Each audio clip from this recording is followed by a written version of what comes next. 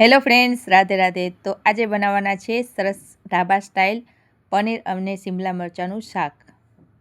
પનીર અને શિમલા મરચાં આપણે સરસ ચોરસ શેપમાં કાપી લેવાના છે. સાથે આપણે 2 મોટા ટમેટાં, 2 મોટી ડુંગળી, તેને પણ આપણે મોટા સમારી લીધા છે.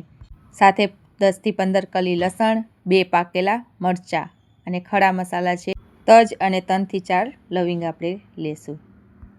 એક મિક્સર જારમાં હવે આપણે 2 મોટા પાકેલા મરચાં લીધા છે, તે ઉમેરશું. તેનાથી ખૂબ ટેસ્ટ સરસ આવે છે.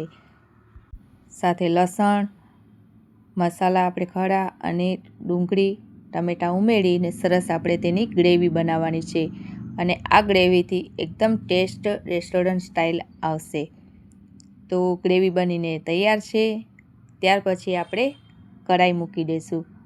કઢાઈમાં 2 ચમચા જેટલું તેલ ઉમેરી દઈશું.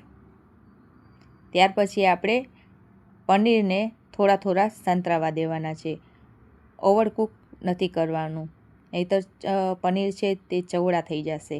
તો આપણે થોડા સંતરાય એટલે તરત જ આપણે તેને કાઢી લેશું.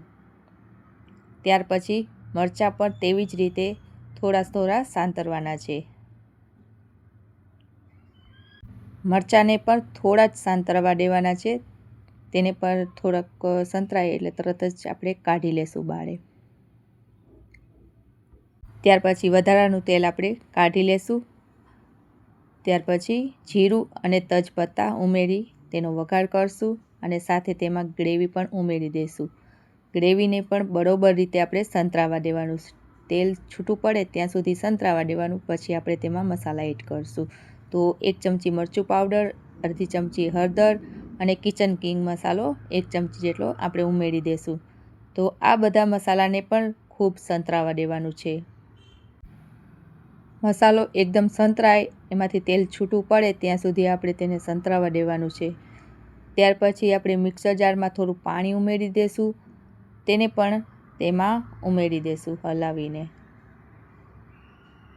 અને સરસ રીતે આપણે તેને પણ હલાવી દઈશું અને જરૂર મુજબ પાણી પણ ઉમેરી દઈશું.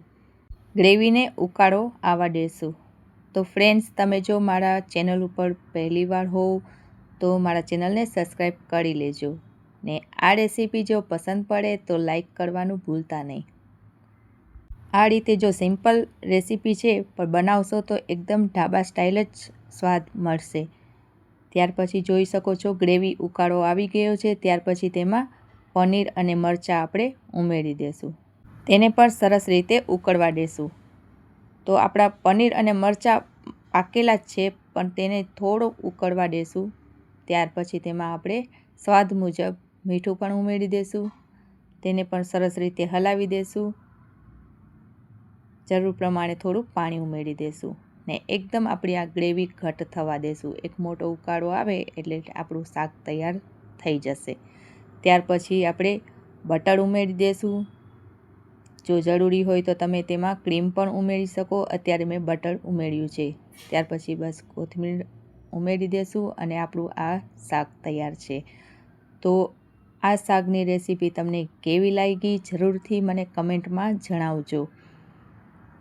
એકવાર આ રીતે સિમ્પલ છે, જલ્દી બની જાય છે અને સ્વાદ એકદમ રેસ્ટોરન્ટ સ્ટાઇલ જ આવશે. તો જરૂરથી આ રીતે એકવાર બનાવી જોજો.